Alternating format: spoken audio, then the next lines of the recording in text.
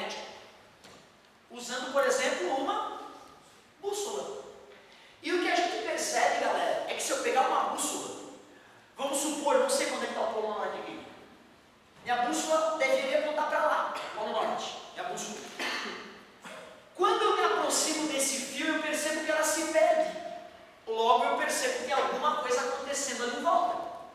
Se eu pego a minha bússola e coloco à direita desse fio, ela apontaria como se o norte fosse para lá, para trás do quadro e não para lá. Se eu botar essa bússola atrás do fio, ó, o fio é meu dedo agora, se eu boto a bússola atrás do fio, a bússola aponta como se o norte estivesse à tua esquerda. Se eu boto a bússola à direita do fio, a bússola aponta para vocês. Na frente do fio, a bússola aponta para lá. Aqui em diagonal, a bússola aponta assim. Se eu passeio com a minha bússola aqui em volta do fio, ela fica apontando sempre para um lugar diferente. Caramba, tem alguma coisa fazendo a minha bússola se destrambelhar ali em volta.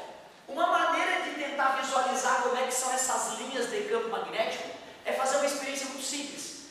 Tu poderia pegar uma folha de papel sulfite, fazer o fio furar ela, jogar ferro em pó aqui na folha de papel sulfite. Tu ia perceber que esse ferro em pó ia formar círculos muito perfeitos e muito bonitos em volta do fio. Por isso que a gente ficou sabendo que as linhas de campo magnético ao redor de um fio reto e longo são circulares e concêntricas em relação ao fio. Não é fácil desenhar em perspectiva. Eu queria que tu entendesse que essa linha agora ela fura o quadro, vai lá por trás e se conecta com essa linha aqui. Ó. Difícil fazer essa noção de perspectiva. Só que tem mais um detalhe, os cientistas resolveram colocar um sentido nesse círculo. E para que a gente coloque um sentido nesse círculo, a regra é muito simples, chama-se regra da mão direita. Tu tem que pegar no fio com a tua mão direita e o teu dedão tem que estar apontando para a corrente elétrica. Se eu pego nesse fio com a mão direita e o dedão na corrente, eu percebo que o indicador e os seus acompanhantes penetram no quadro na direita e emergiriam no quadro na esquerda do fio, tá vendo? Por isso que eu sei que essas linhas de campo estão apontando para dentro do quadro aqui na direita e estão apontando para vocês aqui na esquerda. Curioso, né? Essas linhas de campo estão apontando bem na direção que eu disse que apontava a bússola. Se eu pego uma bússola e boto na frente do fio, ela aponta para a nossa direita. Bota a bússola à direita do fio, ela aponta para dentro do quadro. Bota a bússola à esquerda do fio, a bússola aponta para vocês. E se passeia com a bússola aqui em volta, ela sempre está tangenciando um desses círculos. Linhas de campo magnético são o nome dessas linhas.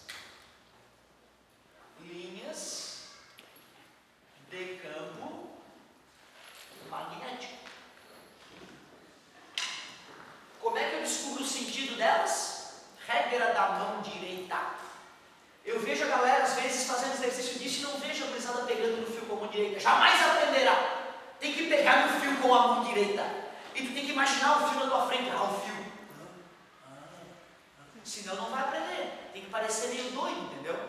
Tem que parecer meio doido. Pega no fio com a mão direita. Regra da mão direita. Corrente elétrica gera campo magnético. Foi esse cara que descobriu por acaso. Imaginem vocês que eu pudesse medir o campo magnético a uma certa distância do fio. Podemos chamar de R essa distância. Tu aceitas que quanto maior a corrente elétrica, maior o campo magnético? Se é ela que está produzindo o campo magnético, né? Quanto maior a corrente elétrica, maior o poder desse campo magnético. Mas eu te pergunto, se eu me afasto do fio, o campo magnético é maior ou é menor? Claro, intuitivo, a criança sabe que para o ímã poder atrair, ela tem que aproximar. Se ela se afasta do ímã, ela nem percebe que o ímã está ali. É intuitivo. Tu aceitas que se eu mergulhar esse fio no ar, no concreto, na água ou na bosta de vaca, vai mudar o campo magnético? Ou tu acha que não? Tu acha que todo material deixa o campo magnético passar igual ou não? Será que existem diferentes permeabilidades magnéticas para os diferentes materiais? Tirando por aquilo que a gente estudou, que tem material ferro-magnético, paramagnético e diamagnético, tem materiais que devem ser mais permeáveis ao magnetismo e devem ter materiais que devem bloquear o magnetismo. Portanto, eu mergulhar esse fio no no ar, na água ou em qualquer outro material influencia o fenômeno. Tu vê, né? Eu te mostrei que a distância até o fio importa, te mostrei que quanto maior a corrente elétrica, maior o campo magnético, e também te mostrei que o material ali na região influencia. Infelizmente, eu não vou poder aplicar a lei de Biot-Savart que tu vai aprender lá na faculdade, uma equação diferencial, e depois tu vai integrar do menos infinito ao mais infinito, porque esse fio disse que é longo, na faculdade eles vão falar que o fio é infinito. Eu não quis dizer que é infinito para não te magoar, basta que ele seja longo. Como eu não vou poder usar toda essa matemática diferencial integral que não cabe aqui no ensino médio, eu vou usar só a tua intuição. Em homenagem ao Biot, vamos usar B para representar o campo magnético. Vocês me disseram que concordavam que quanto maior o I, maior o campo magnético. Vocês me disseram que aceitavam que o material que está aqui em volta desse fio interfere enquanto o campo magnético vai atingir aquele ponto, por exemplo. Isso nós vamos caracterizar com a permeabilidade magnética do ambiente. Como é que é o tamanho de uma circunferência? Como é que se calcula o tamanho de uma circunferência de raio R? Obrigado, amigo. 2πr. Tu aceitas que esse campo magnético tem o mesmo valor em qualquer ponto da circunferência, já que a circunferência está à mesma distância do fio? Então eu posso entender que o campo magnético que foi gerado no fio foi diluído ao longo da circunferência. Por isso que eu vou pegar o campo magnético gerado pela corrente elétrica, que atravessou o material, e vou dividir pelo tamanho da circunferência. Esta é a fórmula do campo magnético gerado por fio reto e longo. O I já é mais familiar, né? Intensidade de corrente elétrica. Intensidade de corrente elétrica. Ampere. O que é o R? Distância até o fio. Distância até o fio. E o que é o M0? Permeabilidade magnética. Permeabilidade magnética. A permeabilidade magnética, pessoal, do vácuo, que é praticamente igual a do ar, é 4π vezes 10 na menos 7 Tesla metro por ampere. Professor, eu vou ter que decorar que é Tesla metro por ampere? Não, só vai ter que saber que campo magnético mede em Tesla. Em homenagem ao Nikola Tesla, mais um gênio do eletromagnetismo, bem desorganizado, meio doidão, mas genial. Eu já vou te mostrar um exemplo prático de quando daria um certo cálculo aí, então vamos botar números. Mas quando os caras começavam a fazer experiência de campo magnético gerado por corrente elétrica, quando o fio era reto e longo, eles percebiam que a corrente elétrica tinha que ser muito grande para o campo magnético ser forte. E aí, com uma corrente elétrica muito grande, é perigoso trabalhar, gasta energia. Portanto, eles começaram a pensar: o que eu posso fazer com esse fio para deixar o campo magnético ainda mais forte? Se tu for pensar, quando o fio está reto, esticado, e eu estou calculando o campo magnético a uma certa distância desse fio, quem está gerando mais campo magnético aqui próximo daquele ponto é esse pedaço do fio, porque como o fio está reto, essa parte do fio já está longe desse ponto, essa parte do fio já está ficando longe daquele ponto. Portanto, uma maneira de consertar o campo magnético gerado por corrente elétrica é enrolando o fio na forma de uma espira. Te mostrei como é que se calcula campo magnético gerado por 1. Fio reto e longo. 2. Espira. Espira? Cara, é só tu pegar um fio e enrolar numa circunferência. É um bambolê de fio condutor. Só isso. Redondinho, tá vendo? Redondinho. Parece um cogumelo isso aí, mas é uma circunferência. A corrente elétrica, vamos supor que ela esteja circulando a espira desta maneira. Usando a regra da mão direita, vocês poderiam me ajudar a dizer se o campo magnético aqui no centro da espira está apontando para vocês ou para dentro do quadro? Pega no fio com a mão direita e o dedão, a corrente elétrica.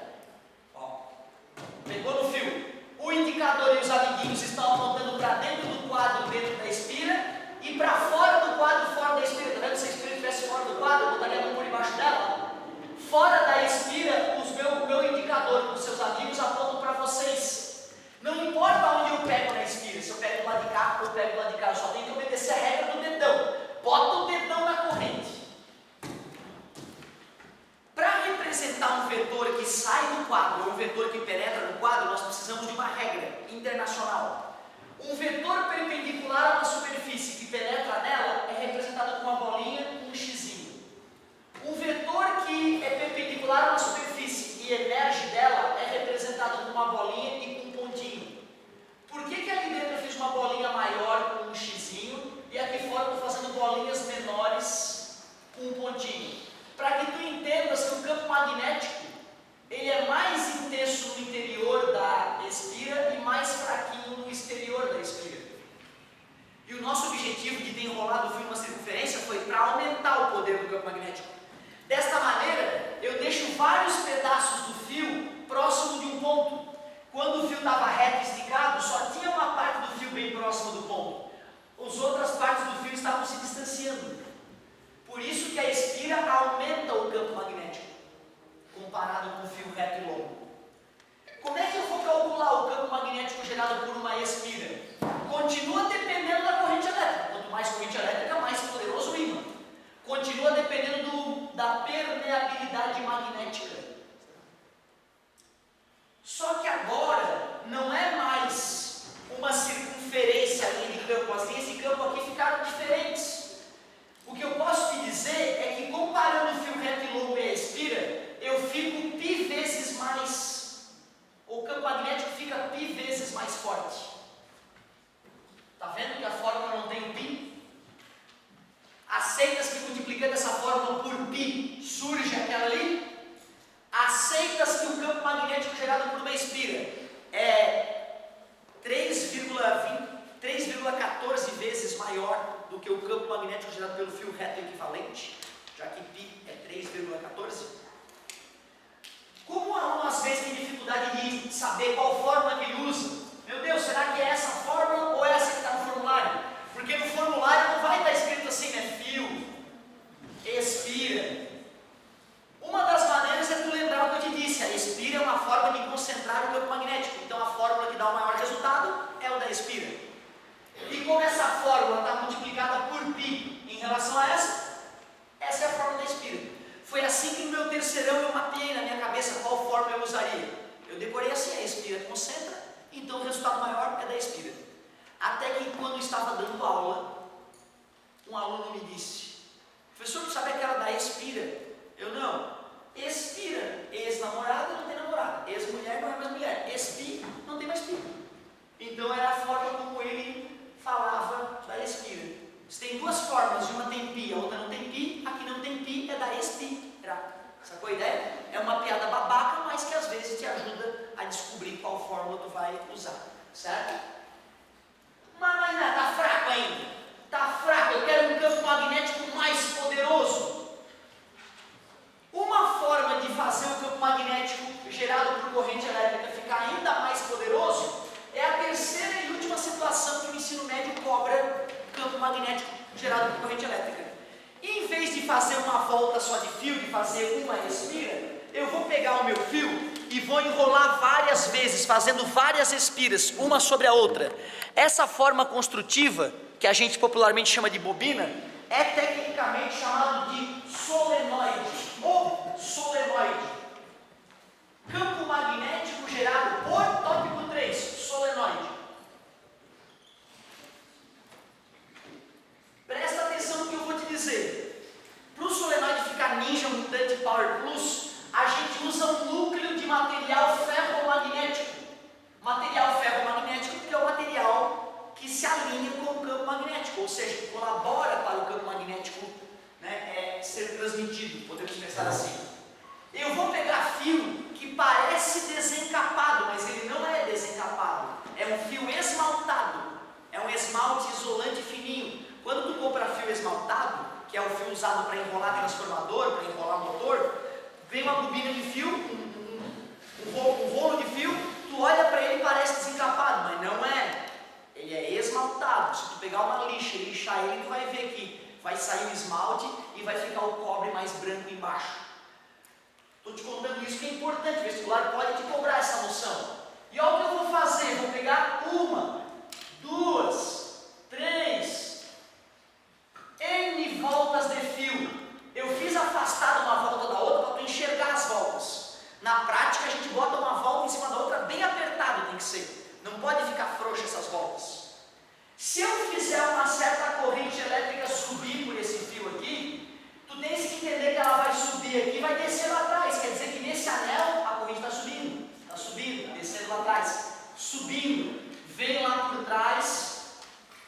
Observem que eu dei uma, duas, N voltas de fio. Eu fiz N espiras. Primeira coisa importante, o vestibular gosta de cobrar. Onde é que é o polo norte, onde é que é o polo sul deste eletroímã? É um outro nome, bobina, solenoide ou ainda eletroímã. Para que tu saiba onde é que é o polo norte, onde é que é o polo sul desse eletroímã, primeiro vamos lembrar, quando eu tenho um ímã em barra, polo norte e polo sul,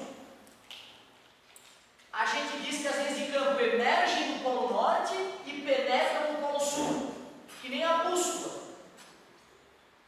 As linhas de campo emergem do polo norte e penetram no polo sul. Eu só estou fazendo duas linhas de campo para cima e duas para baixo. Na prática elas são muitas, mas a gente não precisa desenhar tantas delas. Nome dessas linhas? Linhas de campo magnético. Tem o sinônimo também de linhas de força magnética. A gente só chama isso de polo norte porque se eu pendurar esse ímã, essa parte dele aponta para o polo norte da Terra. Por definição, as linhas de campo emergem do polo norte e penetram no polo sul. Se tu sabe desse detalhe e já sabes aplicar a regra da mão direita, pega no fio com a mão direita e o dedão, bota para a corrente. Esse pedacinho de fio que está abraçando esse núcleo ferromagnético, se eu pegar esse pedacinho de fio, pego ele com a mão direita e o dedão na corrente, ó. O indicador e os amiguinhos estão lá dentro da espira, apontando para a esquerda. Qualquer um desses anéis que eu pegar vai dizer a mesma coisa, mesmo o último anel, corrente indo para cima. Isso me diz que as linhas de campo magnético estão emergindo aqui na esquerda e penetrando lá na direita. As linhas de campo magnético estão emergindo aqui na esquerda e penetrando na direita. Então, onde é que é o polo norte, onde é que é o polo sul? Se isso é para ficar igual a isso, a única explicação é que aqui está o polo norte e ali está o polo sul. Para que o aluno consiga identificar a polaridade de um eletroímã, eu preciso de duas coisas. Primeiro, que o aluno consiga lembrar como é que é o formato das linhas de campo de um ímã em barra. As linhas de campo, por definição. Como assim, professor, por definição? Um babaca chegou e disse. O outro falou, legal a tua ideia. Todo mundo hoje usa essa ideia. Entendeu? Então alguém decidiu. É uma escolha arbitrária. Tu tem que decorar essa escolha. As linhas de campo emergem do polo norte, penetram no polo sul. Brota do norte, penetra no sul. Segunda coisa que eu preciso de ti, que tu saiba pegar no fio com a mão direita. Pega no fio com a mão direita, sem vergonha. Pega no fio. Corrente é o dedão. O indicador e os outros dedos apontam para onde as linhas de campo apontam. Se as linhas de campo estão apontando, emergindo na esquerda e penetrando na direita, só pode ser polo norte e polo sul. Se tu praticar um pouquinho, daqui a pouco tu erra uma outra vez, daqui a pouco tu já sabe fazer esse serviço. E aí, cara, como é que se calcula o campo magnético gerado por solenoide? Claro que depende da permeabilidade magnética. Claro que depende da corrente elétrica, assim como aconteceu antes. E se eu fiquei enrolando o fio que nem maluco, não era de tolo, né? Era porque cada volta de fio tem a sua contribuição. Por isso que eu vou multiplicar por N a equação. Por isso que se eu quiser um eletroímã poderoso, eu preciso de milhares de voltas de fio. Por isso que a ressonância magnética tem aquele tubo onde a pessoa entra dentro. Aquele tubo é um puta de um solenoide. Tão poderoso que o campo magnético gerado por aquele equipamento vai fazer com que os teus átomos girem dentro do teu corpo, se alinhando com pequenas bússolas. Vê que loucura, né, cara? Eu fiquei chocado quando eu fiquei sabendo que os átomos da pessoa que está fazendo ressonância magnética giram dentro do corpo dela e se alinham como se fossem pequenas bússolas. Como é que não desmonta o corpo da pessoa, né? Já que os átomos dela giraram todos numa mesma direção. Que loucura. Só tem um outro detalhe. Outra coisa que importa para o solenoide é a distância entre a primeira e a última volta de fio.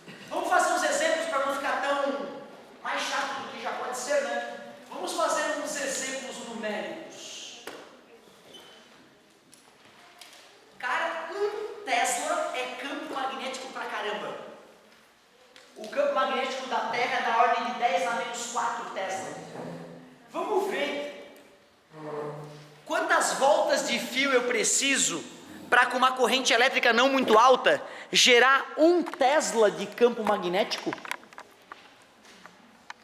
Então eu quero fazer um eletroímã lá em casa. Estou louco para fazer um eletroímã na minha casa. Só que eu quero que ele seja poderosíssimo.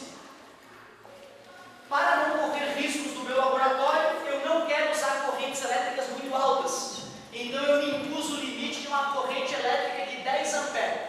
Corrente elétrica aí menor que a do chuveiro elétrico.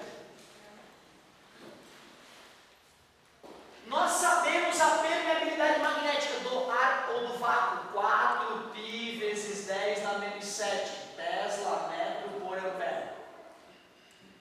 Eu quero fazer um solenoide. Não vou nem usar o núcleo ferromagnético, porque eu quero poder botar alguma coisa no meio desse meu solenoide. Só vou enrolar 1, 2, 3. Eu quero saber quantas voltas de fio eu preciso nesse meu solenoide, quantas voltas de fio, para que no interior desse solenoide o campo magnético seja de 1 Tesla.